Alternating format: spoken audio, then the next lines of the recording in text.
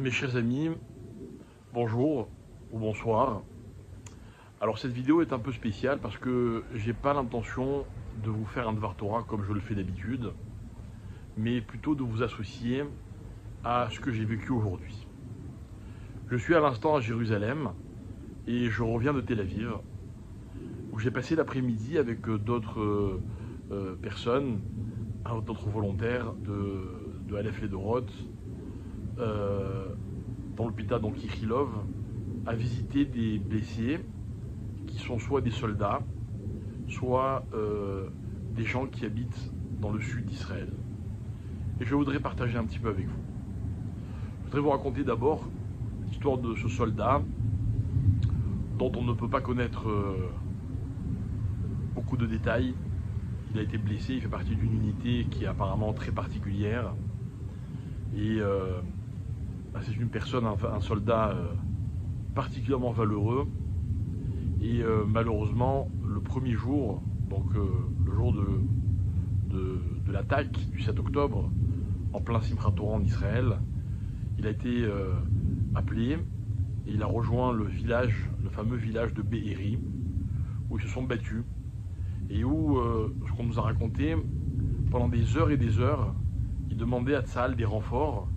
Tzahal envoyait tout ce qu'il pouvait, mais il racontait que on est déjà samedi après-midi, en fin de journée, des terroristes arrivaient par dizaines dans des camionnettes pick-up lourdement armées. Et donc les combats étaient terribles. Il a perdu beaucoup de ses amis. Et il a lui-même malheureusement été blessé grièvement, mais si Dieu veut, il s'en sortira. Vous parlez également de cet homme incroyable que nous avons rencontré. Cet homme qui s'appelle Yosef est arrivé en Israël il y a une trentaine d'années, en venant de Russie. Il habite à Kiryat Shmone, dans le nord du pays. Sa fille habitait à Be'eri. Elle est toujours vivante, grâce à Dieu. Et ils sont allés passer la fête avec leur fille, lui ainsi que sa femme. Et donc il y avait sa fille avec ses 3 enfants. Et voilà que donc ils ont été attaqués. Ils ont eu le temps de se réfugier dans la chambre forte, dans le fameux mamad. Et puis alors qu'ils étaient enfermés dans le mamad, ils ont reçu un appel d'urgence d'une de leurs voisines, une dame âgée, qui leur dit: je suis enfermé moi aussi dans ma chambre forte, mais les terroristes ont mis le feu à ma maison, et si je ne sors pas du mamad, je vais mourir. Ils sont allés l'aider. Ils se sont recouverts de serviettes mouillées. Ils avaient un seau d'eau dans leur chambre forte, et des serpillères, des serviettes. Ils se sont recouverts avec ces serviettes mouillées. Ils sont rentrés dans cette maison en feu. Ils ont sorti cette femme. Ils l'ont accompagnée chez une voisine. Et eux, ils sont retournés dans leur maison où leurs enfants les attendaient. 3 petits-enfants. Et pendant des heures et des heures et des heures, ils se sont enfermés. Ils tenaient la poignée. Donc ce monsieur nous raconte, un monsieur qui a plus de 70 ans, lui et sa femme tenaient la poignée à tour de rôle pour ne pas que les terroristes puissent ouvrir la porte de cette chambre forte. Et au bout de plusieurs heures, les terroristes ont jeté une grenade. Une grenade qui a fait énormément de dégâts. Lui, il a été très grièvement blessé. Je ne veux même pas vous décrire ses blessures parce que je ne sais pas qui écoute la vidéo. Mais il a été blessé de façon irrémédiable. Et sa femme aussi. Et il nous a raconté qu'il a attendu encore 5 heures et 10 minutes que l'armée arrive dans ce fameux Be'eri. Non pas que l'armée n'était pas là, mais l'armée était en plein combat avec les terroristes pendant des heures. Et à cause de ça, ils ne pouvaient pas rentrer dans le village. Et il a raconté que pendant ces 5 heures d'attente, alors qu'il était très grièvement blessé, perdu énormément de sang, il entend à un moment une femme en hébreu qui lui dit: moi aussi je suis juive, ouvre la porte, j'ai besoin que vous m'aidiez. Mais ils se sont méfiés, ils n'ont pas ouvert. Et en fait, cette femme était accompagnée de terroristes qu'il avait forcé à dire cette phrase. Et comme ils n'ont pas ouvert, donc finalement ils l'ont prise, ils l'ont emmenée à Gaza. Ils l'ont fait interviewer sur la chaîne Al Jazeera. Et puis après, elle a été libérée. Et donc, elle a pu raconter ce qu'elle avait fait. Elle fait partie des rares personnes qui ont été libérées le jour même.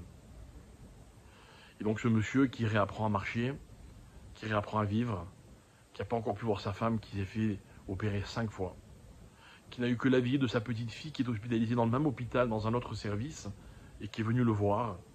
Et j'ai vu les photos. Et voilà, avec un courage incroyable. Il nous raconte son histoire. Il se met debout comme il le peut pour nous montrer qu'il fait des progrès. Et voilà qu'une dame est venue un moment pour lui offrir un livre de Tehillim. Et il a dit, je veux pas. Je ne veux pas. On n'a pas posé de questions.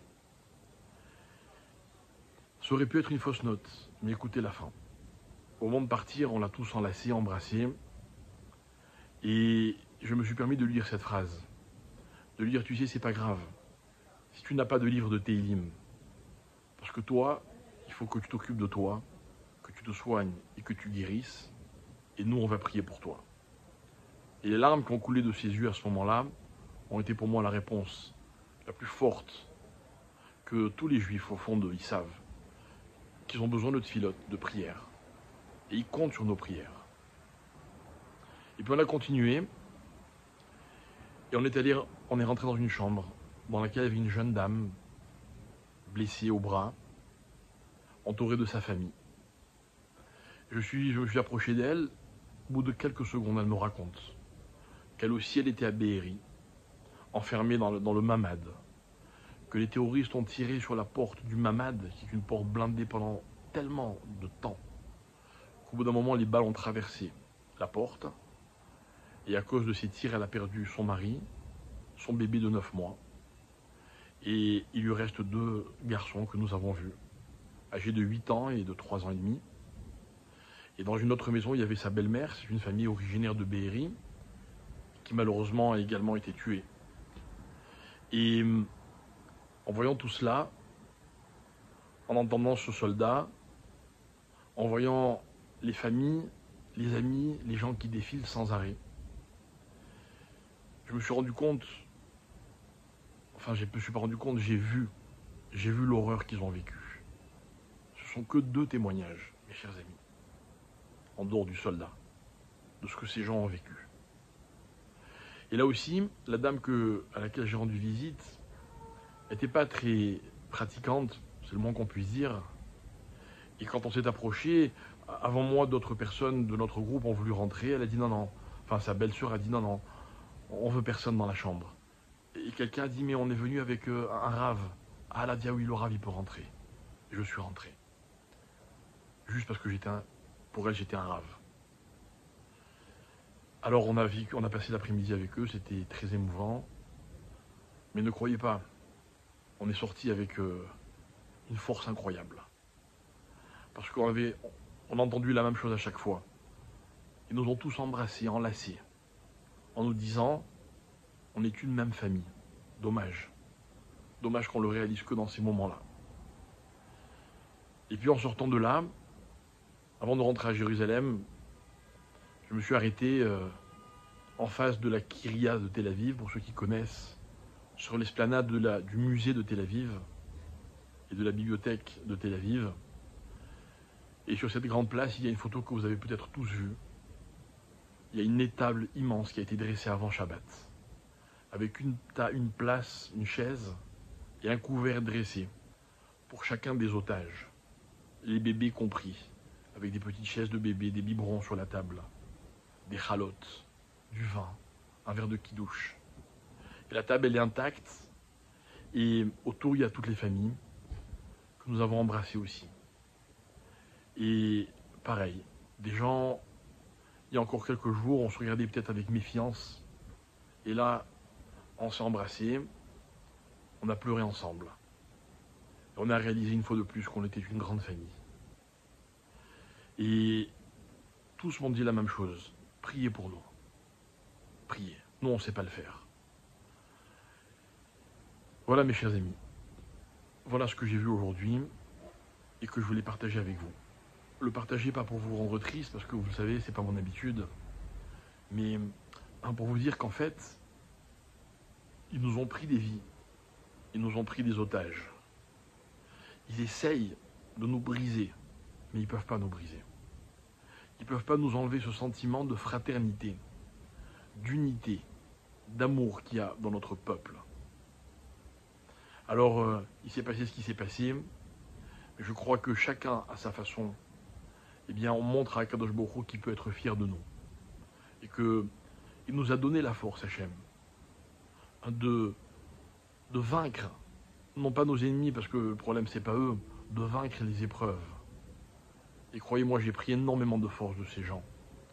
De ce père dont le fils est retenu en otage à Gaza, et qui m'a dit, je sais que si l'armée israélienne rentre dans Gaza, mon fils sera encore plus en danger.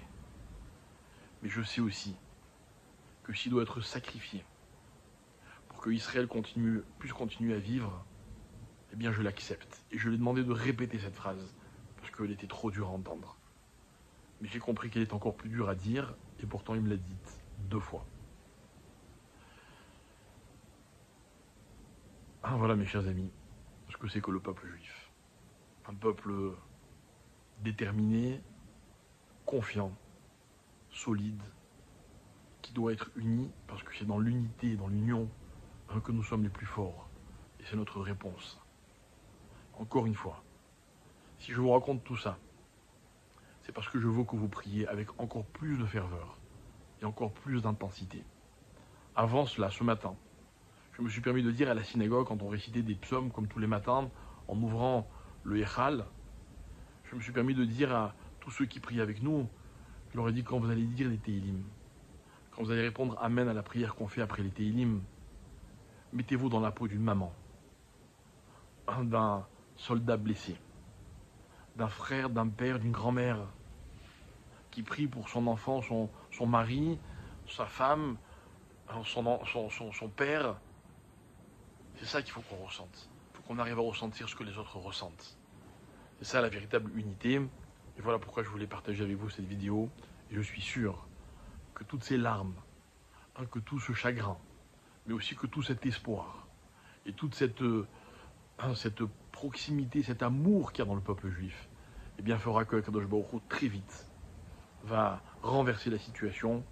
Et Bezrat Hashem, on comprendra le sens de cette épreuve terrible, on en sortira grandi, on en sortira plus fort, et si Dieu veut que ce soit la dernière de toutes les épreuves que le peuple juif a vécues pendant toute son histoire. Bezrat Hashem, très bientôt, on verra la Géoula, je suis sûr. À bientôt.